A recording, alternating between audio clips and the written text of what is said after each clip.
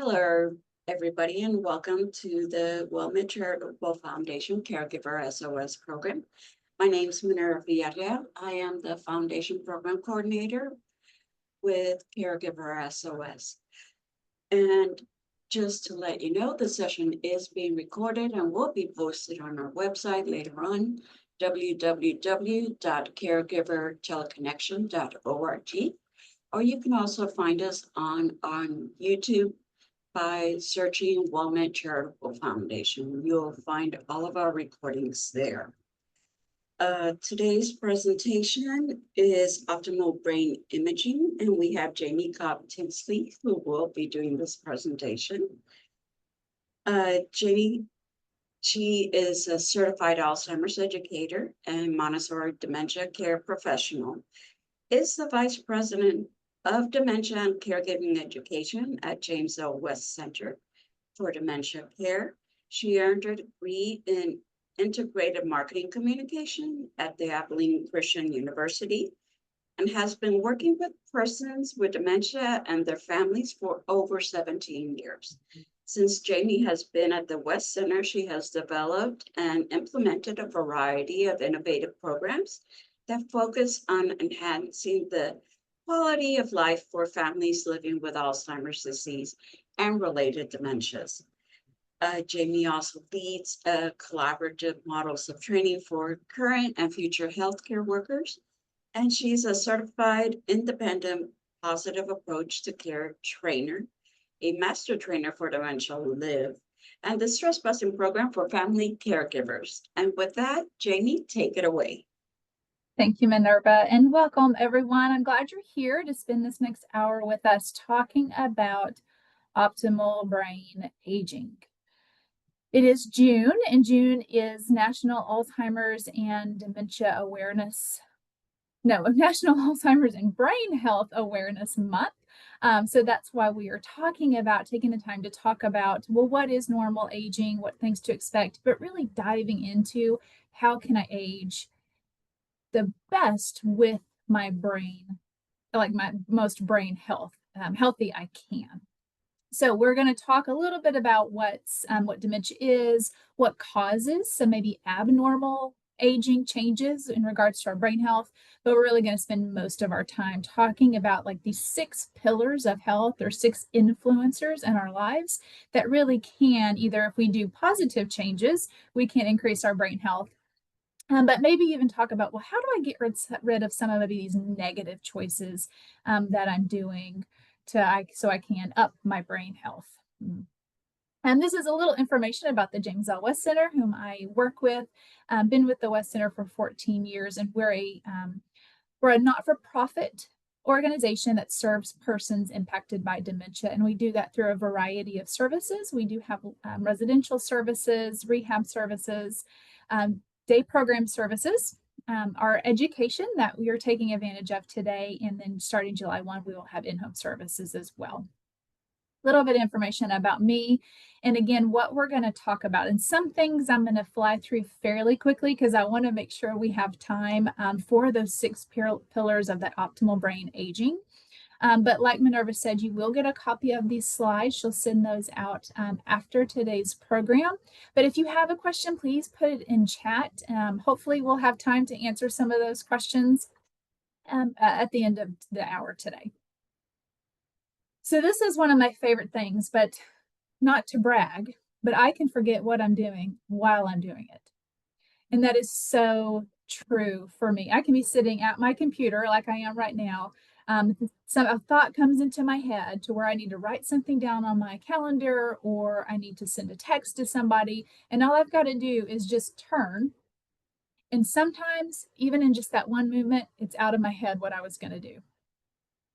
And I hope y'all are laughing, or at least you can relate to that, because my train of thought has just left the station without me, because these are things that happen throughout our entire lives, but we see them happen a little bit more as we get older. A few stats I want to talk about right now, and these are from 2024, but the numbers are still similar here in 2025. But over 76% of persons around the world are concerned about getting dementia in later life. It is a It's a worldwide concern. It's a worldwide feared disease. But the next two stats I want to show you that 80% of people think dementia is a normal part of aging. And 65% of healthcare workers think that dementia is a normal part of aging. And I want you to know, if you don't learn anything else in the next hour, or you don't walk away with anything else, please know that dementia is not a normal part of aging. It's just not. Now, we are seeing more and more people getting diagnosed with dementia, and there's a variety of reasons for that. Our population, 65 plus population, is our greatest, our largest population. Dementia is our greatest risk factor is age. So we do see more people that are older or mature adults diagnosed with dementia. So we're seeing that diagnosis more just because there's a lot more mature adults living in our world right now in our population. But please know that dementia is not a normal part of aging. While aging is inevitable, dementia is not. And a lot of things that we're going to talk about today can help us. Looking at that blue box at the bottom of the screen will help us enter into our mature ages or our older ages with better developed, healthier brains. And we're likely to live longer, but we're likely to live healthier, more independent lives, and reducing our risk greatly for developing dementia. So some things that happen as we get older, just normal brain changes that happen. Communication does slow down as we get older between our neurons. So our brain works as we are between the neurons. Our neurons communicate with each other for everything. Our brain does everything. It controls how we see, how we hear, how we process information. It controls hormones being released into your system. It's your heart beating. It's digesting your breakfast or your lunch right now. It's regulating your body temperature. It's your mood. It's your emotion regulation. It's everything. The brain's controlled by, controls everything. It does that through these neurons communicating between each other. But as we get older, that communication just slows down a little bit. It doesn't go away, it just slows down. And I think this is where we see a lot of those, kind of mildly frustrating changes as we get older, where I can't find the name that I was thinking of, or I do kind of lose my train of thought, or my attention span might be a little bit shorter. But these things that are frustrating, but they're not dementia, what we would consider dementia. They're just inconvenient changes, those senior moments or that brain fog that we might have. Some other things that happen is the blood flow to our brain can be reduced because for some of us, we have more sedentary lives as we get older, so we're not getting that blood flow through our bodies and up to our brains like we used to. And our brain, we'll learn here in a minute, is pretty greedy organ. It takes up about 25% of all the oxygen that we breathe. It needs about 25% of all the nutrients that we eat. It needs about 70% of glucose just for it to function optimally. So the brain is greedy and it needs this oxygen, it needs this nutrients, and we need to make sure that our blood flow gets all of that stuff up to our brain, the oxygen and the nutrients. And as we get older, that blood flow just can reduce, just a normal part of aging. And so we might see some changes or even the slowing down because of that also. I'll come back to this, but we do see inflammation increase throughout the whole body, but also in the brain as a normal part of aging, not detrimental, but we do see increase in inflammation. We are unable to hold the amount of working memory in our brain. So working memory is what I need right now. I need it with like in the next couple of minutes to maybe within 30 minutes to an hour. I need that. And when we're younger, we can hold about 7 to 8 pieces of information in that working memory that I need right now. As we get older, it gets closer down to 5, maybe 4 that I can hold that information. So if we start getting in a bunch of information that I need to use right now, and I already have 5 pieces and you keep adding more on there, I might not be able to hold on to it. And that's just a normal part of aging, that immediate stuff. So that immediate recall does slow down. But this is different than somebody losing memories.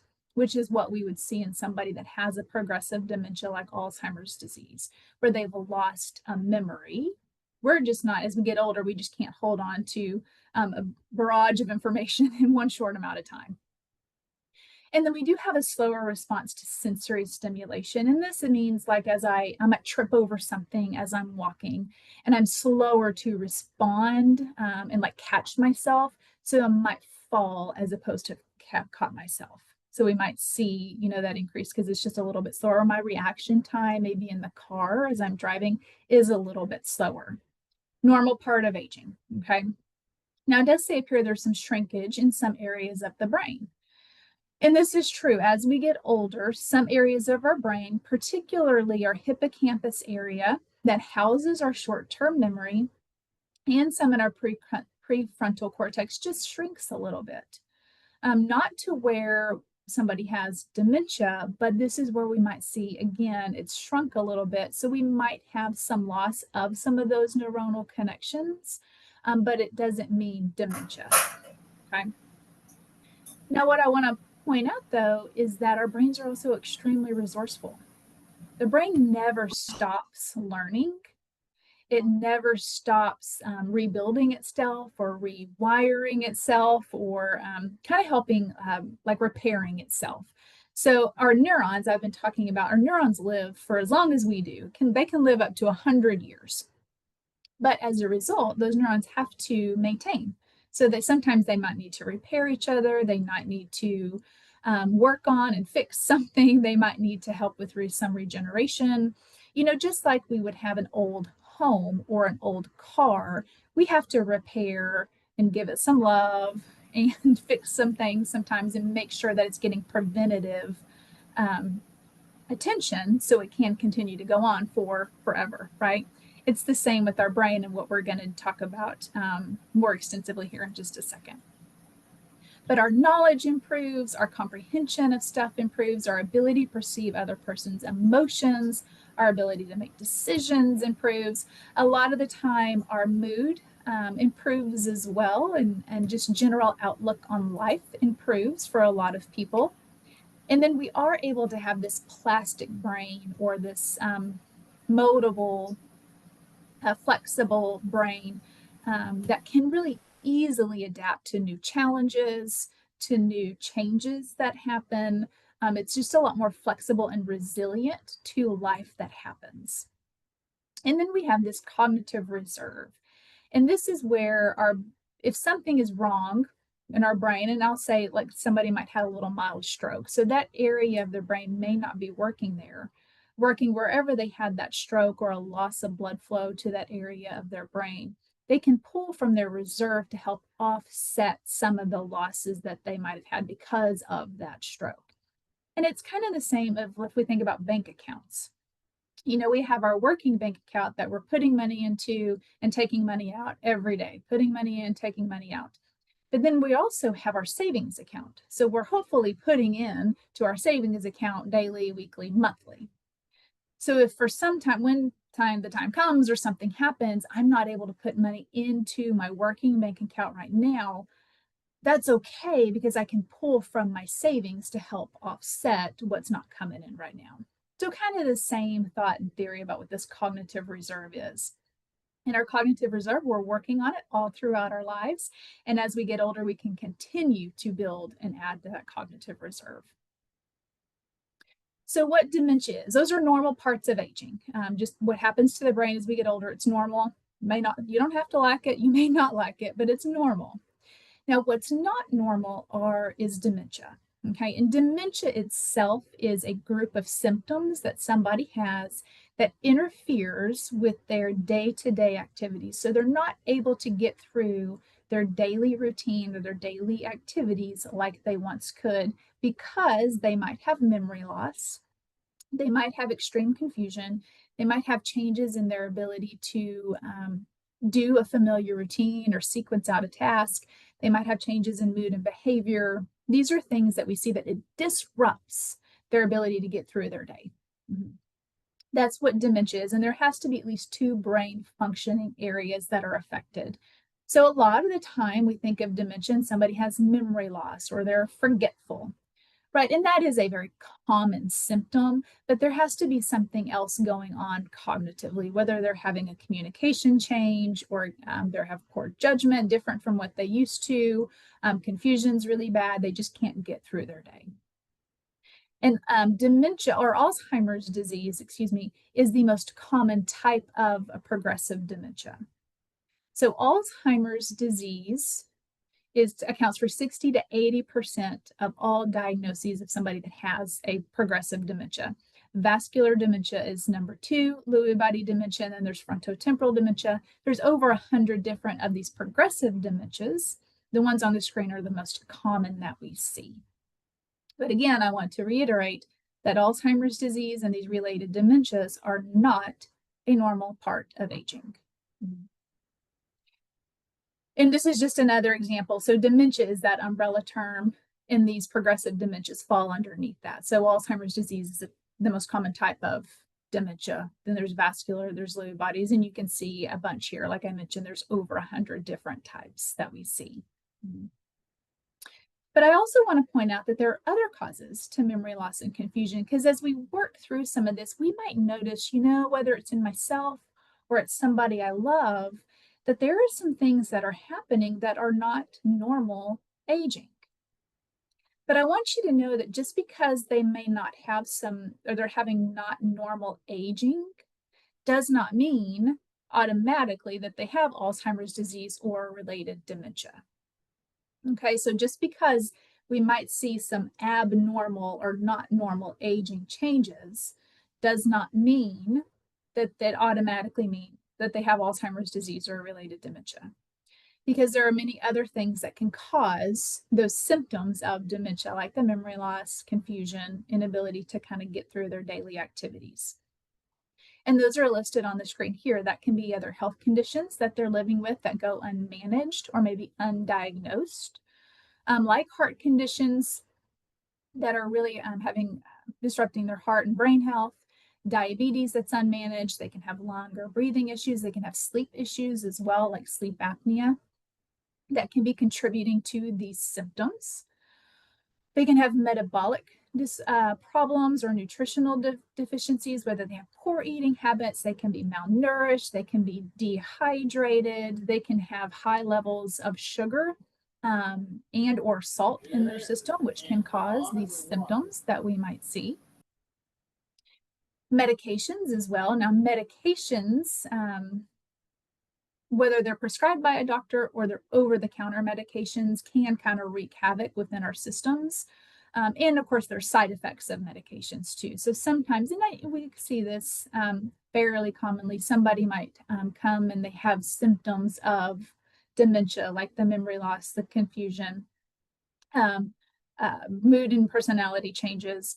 But what's causing those symptoms is a medication interaction or a side effect of the medication. So once they get those medications fixed and fleshed out on the right dosage, and they're taking them the right time and the right way, those symptoms will ease up and go away. And then, of course, if we're abusing drugs, we're abusing alcohol, we have other really poor lifestyle choices, untreated depression and anxiety.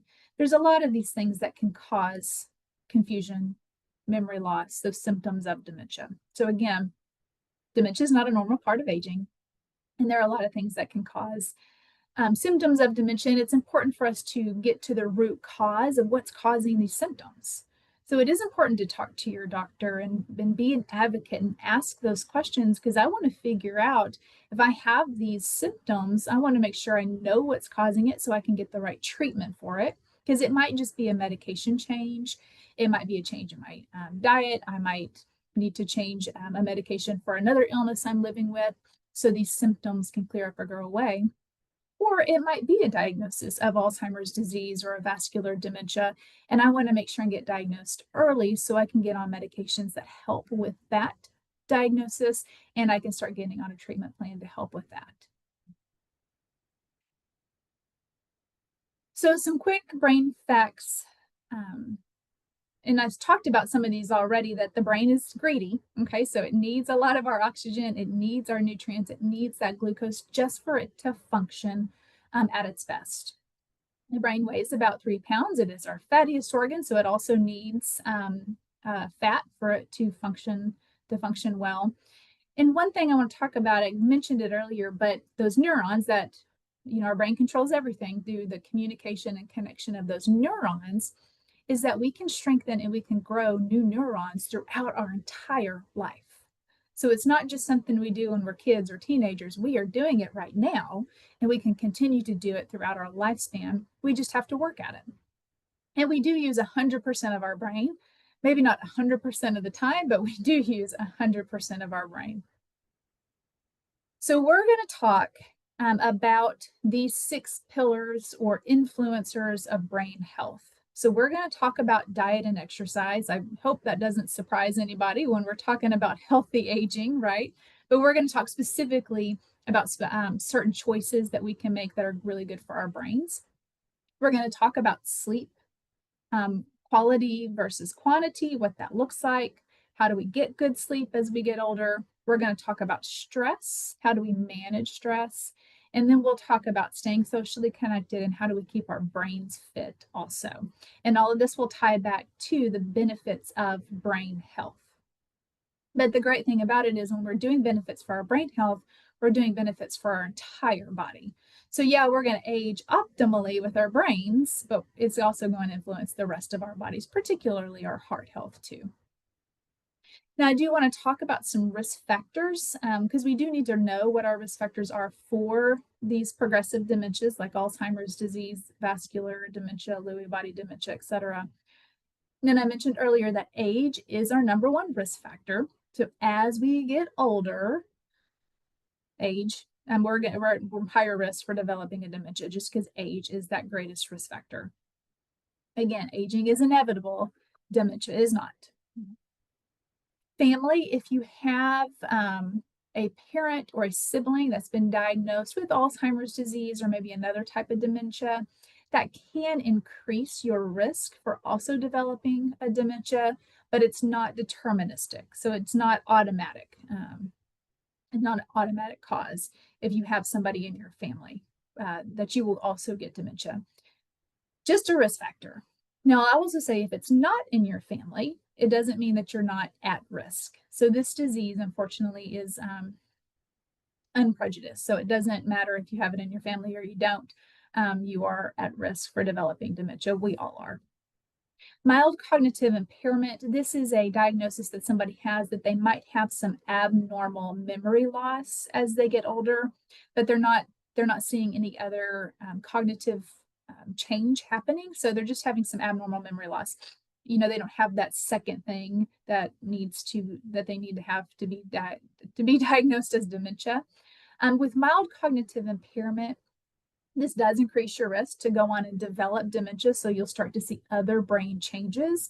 And for about 50 to 60, 65% of persons diagnosed with mild cognitive impairment, they do go on to see other brain changes and will get a dementia diagnosis. But there's another percentage that maintains where they're at. So they just stay, they might just have abnormal memory loss, but that's it. So they put stuff in place to help them manage that one change. And then some people, depending on what's causing that mild cognitive impairment, can get better. And then there's Down syndrome. So it's persons that live long enough that have Down syndrome also start to develop the same plaques and tangles that we see in persons that have Alzheimer's disease. So they're doing some research on that as well. But I want you to look at the graph here that really you can see that most of our risk factors for dementia are non-genetic. So there's some genetic components in there, in regards to if it's in the family, but most of it's that non-genetic stuff. So these are our lifestyle choices that we do. And these are things that we have influence over. So on the screen here is listed, we have influence how much alcohol, smoking we do, what our diet is, how much we move, how well we take care of other health conditions, whether it's if we have high blood pressure or we untreated high blood pressure or high cholesterol, untreated, like I mentioned, depression or anxiety. We have control over our managing our stress levels. We have control over obesity and weight and all of these things. And this is what we're going to talk about for the rest of our time together is, well, how do I make positive choices in these areas? How can I make these influencers positive? That way I can age better. And one way to look at it, if you just want to take the simplest approach, is that what's good for your heart is good for your brain. And for the most of us, we've grown up knowing, well, what's good for our heart. We know certain foods to eat. We know we got to move. We know all these things. So, because our heart and our brain are directly connected. So, if I can make choices that are good for my heart, it's automatically good for my brain. Now, if I'm making choices that are bad for my heart, they're automatically bad for my brain too. Okay, so keep that in mind. But that's the simplest way. That's just how you want to go for it. If this is good for my heart, it's good for my brain. If it's not good for my heart, it's not good for my brain. Okay. But some things, we'll start with diet and we'll go through those 6 pillars. But diet, of course, plays a huge influence into how we feel, how we move throughout the day, because really the question is do we live to eat or do we eat to live? You can ask yourself, do you live to eat or do you eat to live? I think it depends on the day for me, or it depends on the meal that I have, right? But really, we have to view food as fuel. So, food is fuel for our body, just like fuel for a car. There is good fuel or gas, that we can put in our car, and there's trash fuel and trash gas that we can put in our car. And depending on what we put in our car, it's going to run either what better or it's going to run worse, depending on what we put in it. And it's the same for our bodies. Whatever fuel we put in it is we're going to run better or we're going to run poorer. Okay, so we'll talk about, well, what's those good things that I can fuel my body with, so I can just age better, but I can feel better too. But also some things that I can stop putting in my body that can help me feel better, right?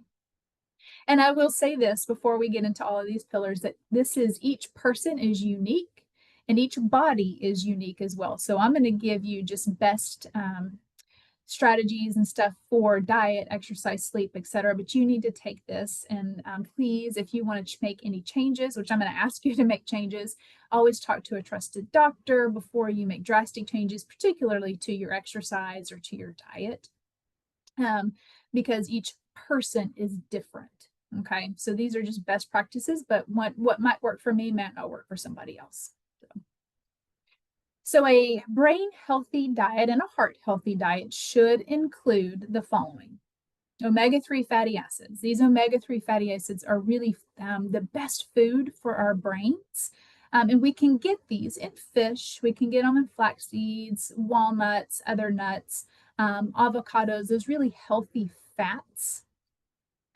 Is where we can get these omega-3 fatty acids.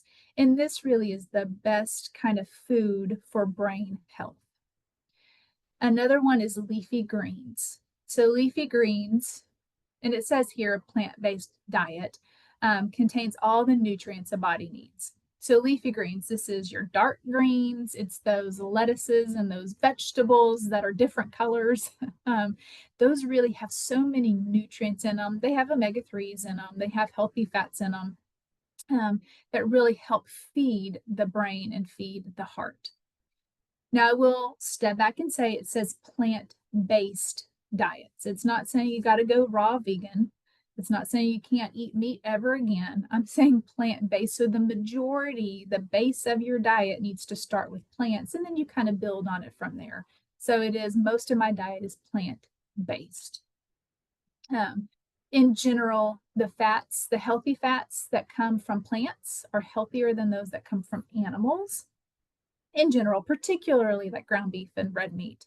And then we can get those fats, of course, in nuts, avocados, those fatty fishes, olive oils, seeds, beans, lentils, etc. We're getting so many nutrients in that, and those healthy fats. Omega-3s come in a lot of those as well. And then I have listed here berries. And notice I have berries instead of fruits. While fruits are healthy and we want to increase our amount of fruits, but it's really particularly berries that have shown to have really a lot of brain protective health. And the berries, they contain the flavonoids. So that's the dark, like blueberries, strawberries, raspberries, can't think about any other berries at the top of my head, but the dark color from those and the skins around those have those flavonoids that really help feed our brain, and they really help improve our cognition. So fruit's great, but really focusing on berries is best practice. And then we want to get our antioxidants in. So what an antioxidant does is antioxidants help get rid of the oxidative stress in our brains.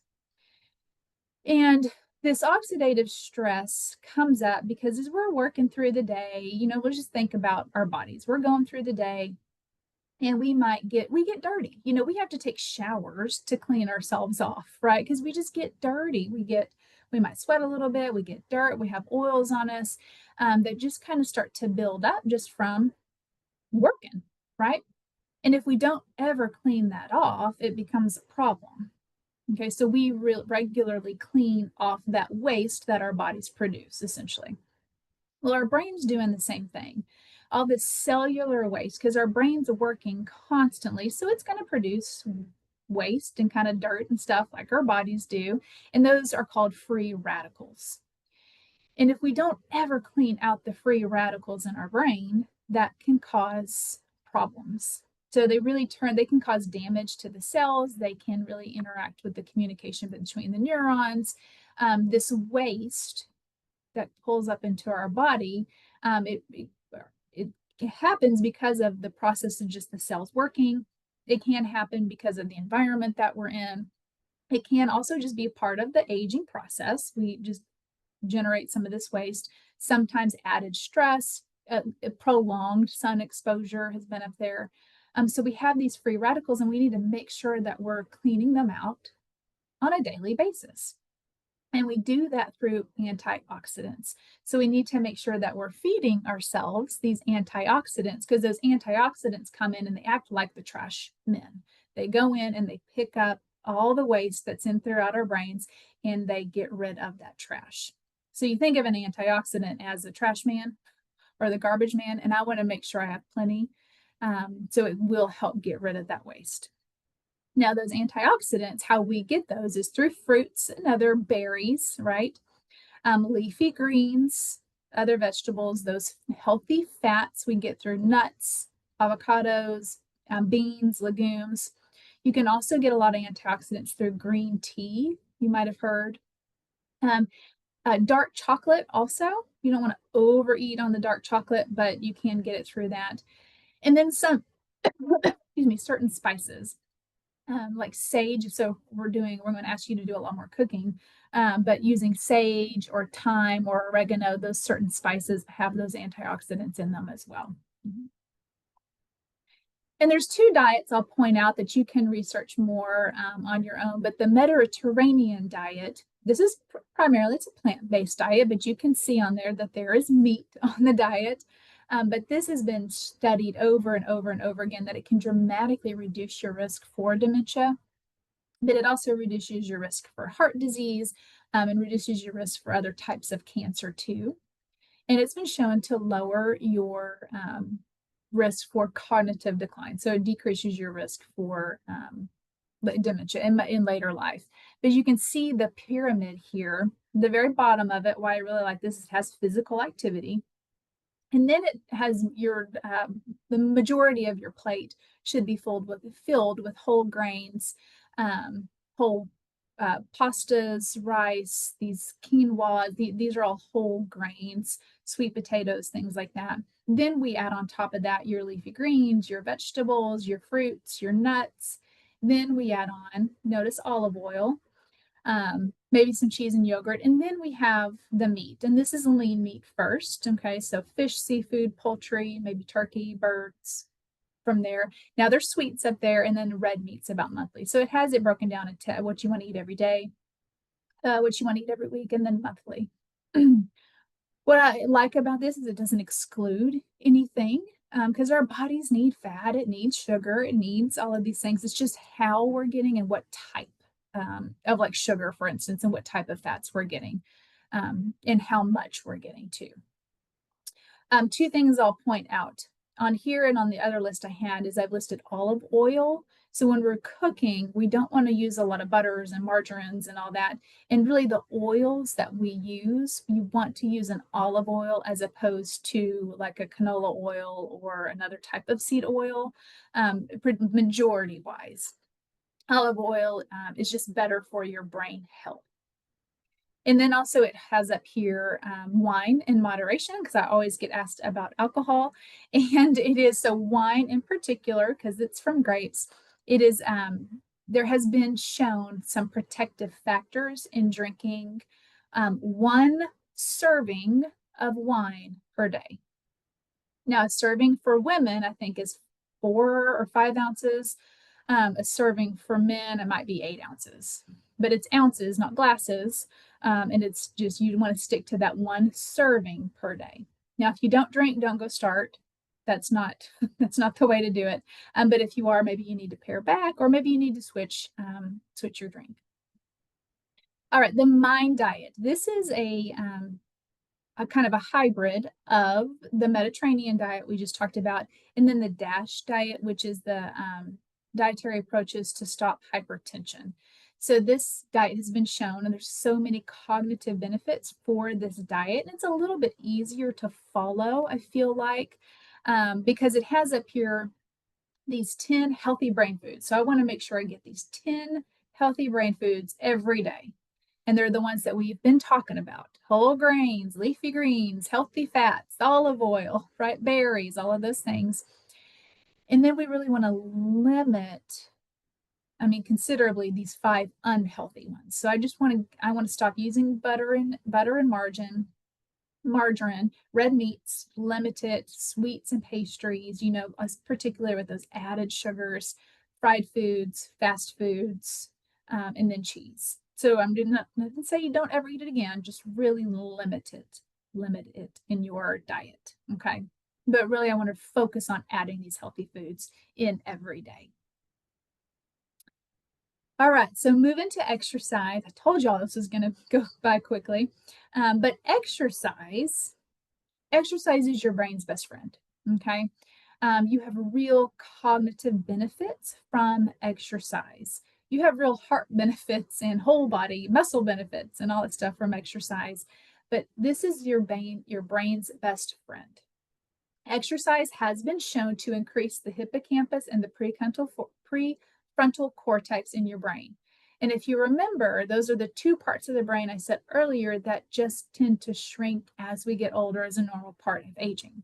So if I can offset some of that shrinkage with being active, then yeah, I absolutely want to do that. Also, we know exercise is good for our heart, it's good for our muscles, it's good for our balance. So many benefits for exercise. It helps increase the blood flow throughout our entire bodies. So I mentioned we need to get that blood flow up to our brain, so we're getting the oxygen and we're getting the nutrients. If I can do that, but through exercise, I absolutely want to do that. It decreases inflammation. It increases our endorphins, which is our feel-good hormones as well. Increases our strength, so we are less prone or at less risk to fall or have less injuries if we fall. So many positive things, okay, with exercise. And when we're talking about exercise, it is aerobic exercise, so cardiovascular, exercise, and also adding in some strength training sessions as well. So adding in that strength training, and maybe just twice a week, helps in so many ways, but it helps with that cognitive health also. And so the questions are: how much exercise, what type, and when? When do I exercise? Well, how much exercise is, it does say it's about 150 minutes per week. I have on here, which equates to 30 minutes a day for 5 days. I have on here 30 minutes a day for 6 days, because I've seen some other studies that say 6 days. So if you add that extra day, you're going to get an increase in your cellular function and your neuronal function as well. But exercise is, so it's 30 minutes every day. And a couple of things I want to say about that. You do not have to go out, particularly if you haven't exercised in a while or you have never exercised. You don't have to go out and do 30 minutes of intense exercise. What I'm talking about is moderately vigorous exercise. And what that looks like is you do want to figure out what your target heart rate is, and you can Google how to figure out your target heart rate. So you want to figure out and get your target heart rate. But this moderately vigorous, what this really looks like is you sweat a little bit, you're huffing and puffing to where you really can't have a conversation with the person next to you. So let's say you start walking and you're going out for a walk and you're with a friend and you're having a great time, but oh, it's hot out here. I'm getting sweaty because I'm moving enough to get my heart pumping. And you have to say, I can't talk to you right now. We'll talk afterwards. Okay. Because you're getting that moderate, vigorous exercise. And if you can't do 30 minutes, start with 5 minutes and build from there. So you do 5 minutes several times throughout the day. And then maybe you add 3 minutes. So you're doing 8-minute sections a few times throughout the day. And then it's 10, and then it's 15, and then you got 30 minutes because they do want you to build up to a full 30-minute segment of exercise. Of course, if you can go longer than 30 minutes, you continue to increase the benefits of the cognitive health. Another thing about exercise is I lost my train of thought. I was going to tell you, it'll come to me in a second. When you're going to go exercise. So when is the best time to exercise? The best time to exercise is when you're going to go exercise. So when you're going to go do it is the best time to go exercise. The only thing that they really don't recommend is if you don't do it at least 2 hours before you go to bed, because you're going to have a much harder time falling asleep. So at least give yourself 2 hours before you go to bed, but the best time to exercise is when you will go exercise. So here is the other benefits of exercise that I mentioned. Of course, strengthens your muscles, lowers your blood pressure, increases or improves your mood, like I mentioned, but also improves your sleep. And it also increases the levels of the brain-derived neurotropic factor. So this is a molecule that encourages growth and strengthen neurons. So I mentioned our brain, we need to work at continuously maintaining and possibly repairing, regenerating these neurons throughout our brain. And we do that through this neurotropic factor. And we get that brain-derived neurotropic factor through exercise. That's the growth, that encourages the growth and strengthening of the neurons. So here's types of exercise that you can do. You want to incorporate cardio or that aerobic exercise with strength training. I put in there mind-body exercises as well. So this is where we're mindful about our breathing with our exercise and our movement and balance. There's a lot of strength involved in those mind-body, like yoga and Tai Chi also, but it also really helps with stress reduction. But exercise is just one part of your exercise program, because yes, you want to start incorporating in those 30 minutes a day, right? But we also have to move more throughout the day. So we can't go in and do a 30-minute exercise and then think, great, I've done my exercise, and then we sit behind the desk or we sit on the couch the rest of the day, because it just offsets all the benefits that we did. So we really want to start incorporating more movement throughout the day. And that might be setting a reminder on your phone to get up and maybe walk around the house, walk to the mailbox. It might be during commercials, I'm going to get up and do some squats or some stretching. I just got to move more throughout the day. And that's the second biggest part of your exercise routine. So sleep and health. Now, sleep is very important, and it's the quality of sleep and the quantity of sleep we get are both equally important. But with sleep, what happens when we are asleep? Different parts of our brain turn on and different parts turn off. And what happens is during sleep that the cerebrospinal fluid comes in and assists with cleaning away all that waste that our brain produces. So those antioxidants that I mentioned, this is when the trash men are in there and they're cleaning stuff out so that cerebrospinal fluid flushes it out of the brain. Trash men have backed it up, and now it needs to get flushed away. So the restorative function of sleep can be due to the switching on and off of this state that facilitates the clearance of waste products that we accumulate when we're awake. Sleep also helps take the information we've learned or we've taken in from the day, and then it helps it store and we process it and store it in the right areas of the brain. So it takes in all this stuff while we're asleep, it processes all this information, and then it goes and stores it where it needs to be stored.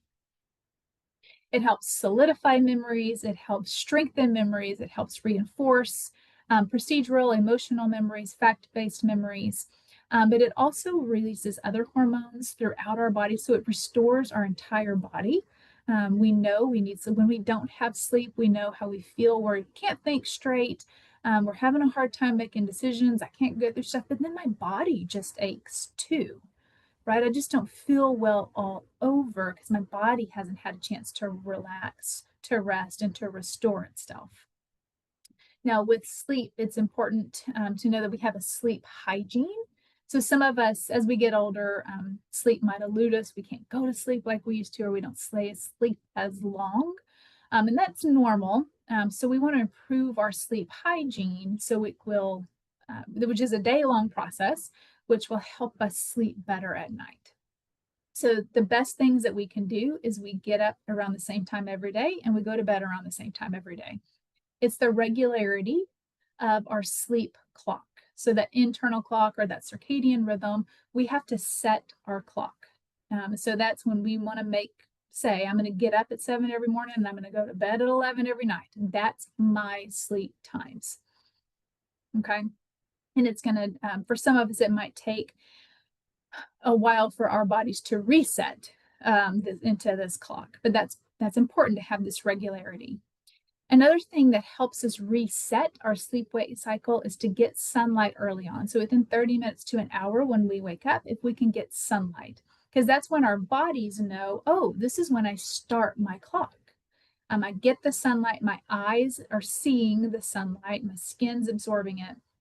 Whether I can walk outside, that's great, or I sit by the window and open the curtain, or if it's cloudy or raining, I might have one of those artificial lamps or lights, happy lights nearby, so my body can get that, my brain starts that clock, so it starts my circadian rhythm clock.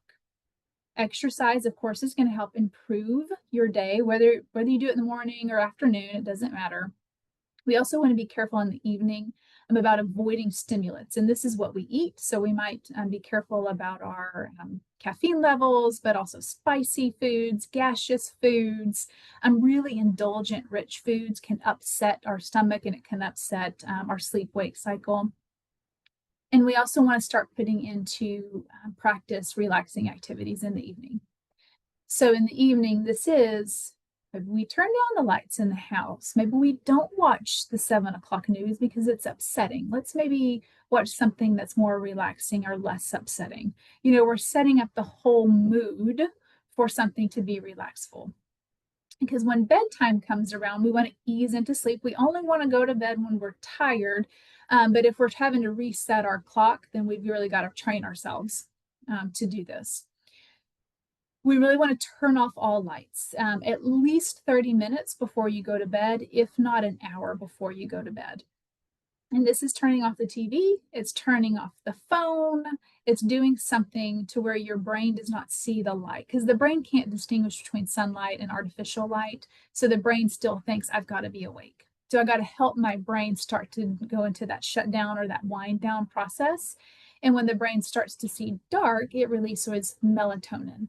And melatonin is a natural hormone in our body that starts to promote sleep and helps us stay asleep for longer.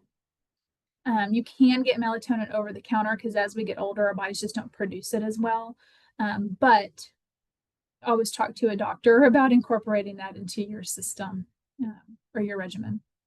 If you can't fall asleep, try and stay there for 30 minutes. If you can't fall asleep, go into another room that you don't equate with sleep and do something relaxful, whether it's reading or knitting, whatever it is, until you get sleepy, and then you come back into bed.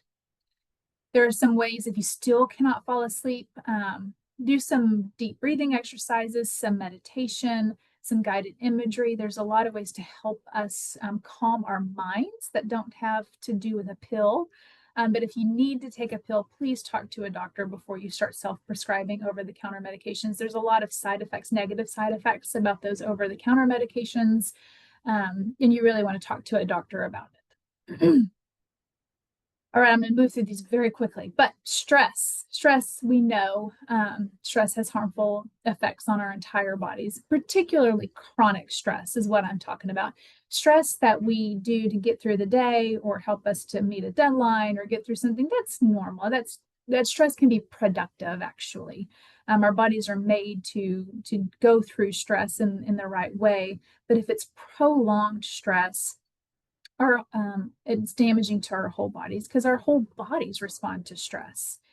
Typically, what happens when we have a stressful situation, our blood pressure goes up, our heart rate goes up, we start breathing more shallow, so we're not getting deep breaths. Our brain activity does go up, our muscle tension goes up, our cortisol levels go up, which is a hormone that gets released into our system.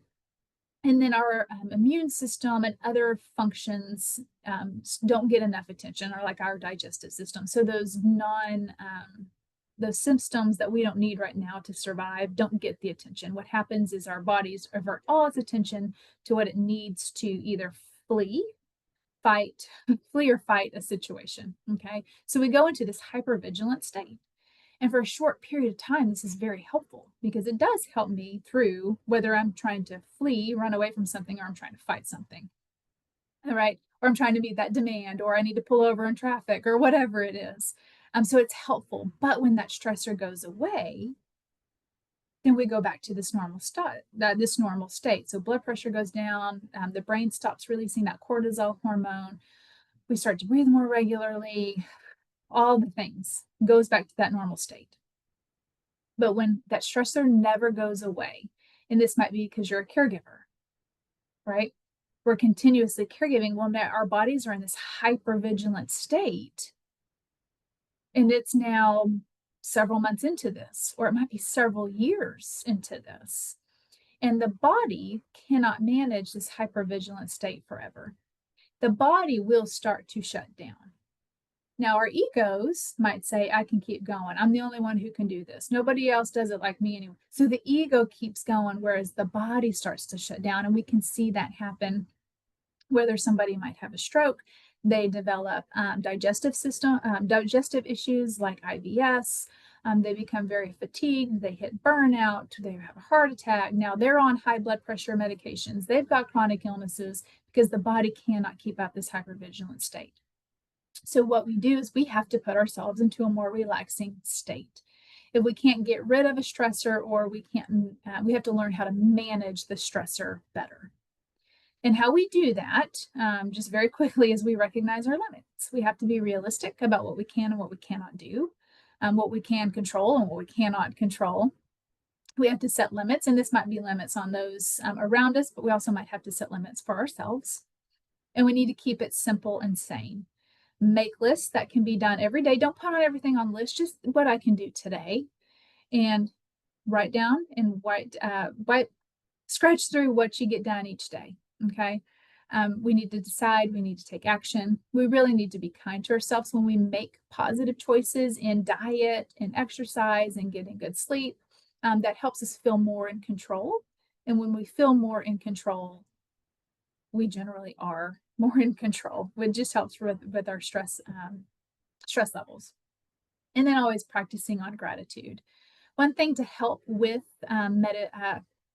stress reduction is meditation. A lot of studies have been shown on meditation that it helps obviously put our bodies out of that hypervigilant state so we can go back into a more relaxed state. But it also helps increase the hippocampus volume of our area. And that's the area of the brain that naturally shrinks just as we get older. So I'm getting two benefits from just meditation, but it's listed on here, more ways to relax as well. And then our last two, so brain fitness and staying cognitively social. I will get through this. So staying brain fit, the importance of brain fitness is they did studies on, is it important to have higher levels of education, and do those individuals have less incidences of dementia, or is it about lifelong learning? So we just stay cognitively engaged the rest of our lives. Well, it came down to it's lifelong learning is what's most important. It didn't really matter statistically matter about how far you went in school or how complex your job was. It really came down to is you stayed cognitively engaged throughout your lifespan. So you continuously challenged yourself. And how we challenge ourselves through brain fitness is we always want to try something new or try to be learning something new. This might be a new skill. We might be doing something, trying to do it faster. We might just try intensity level. If we're doing like like puzzle games or something like that, let me just do a higher intensity level. Time myself. Anything that takes me out of my comfort zone is important. And we want to create variety. So we want to do this cross training across our for our whole brain muscle. We want to work out all areas of our brain. So I want to be important about maybe short-term attention and immediate recall, but I also want to do this executive function part of it. And I also want to do this visuospatial. So it's important too, if we're doing like brain exercises, we do all varieties of brain exercises, especially the ones that we don't like or that are more challenging, because that's the area that we really need to work on. And we need to progressively make it harder. As soon as we get comfortable with something or something's easy, then that's the warning sign that I need to make it harder and do more. There's some examples there about how you can do some other brain fitness and incorporate brain fitness into your day. These two slides are just examples of easy brain exercises you can do. You fill in the blank there, right? And here is a list of things. If you can just pick a letter in the alphabet like W, and then for each number there, you want to write down something that starts with a W. So a boy's name that starts with a W, frozen foods that start with a W, hairstyles that start with a W, and you time yourself to do it. So those are just easy brain fitness games. And then social connections. So we want to stay socially strong. And this has been shown several times about how important social connections are, because it does have positive benefits on our memory, but our cognition, our judgment, our overall health. It helps manage our stress levels. It helps improve our mood. It helps widen our world because we see things from different perspectives. It helps ward off depression. It helps ward off isolation. And then it just shows over and over again, the more socially connected we are, the better we do on tests of cognition and memory. So there's several ways that staying socially connected help with the brain. So it's memory, it's cognition, it's attention, it's helping with mood and behavior, because we're having to think on our feet. I don't know what the person next to me is going to say. We have these interpersonal things that happen as well. It helps lower our stress levels, because what happens when we're in groups, particularly those that we like, we also tend to make better decisions. So we tend to eat better, or they encourage us to eat better, and they encourage us to get us up and moving, go to the doctor when we're sick, etc. In the digital world, so yes, while it's benefit to stay connected digitally, because we might reconnect with somebody from our past or see pictures of our grandkids that we might not have ever seen, it really is important. The quality of your social connection is face-to-face in person. So we really want to be aware of increasing that face-to-face social connection. Those are the areas that we talked about today. And just one more thing, I want you to change.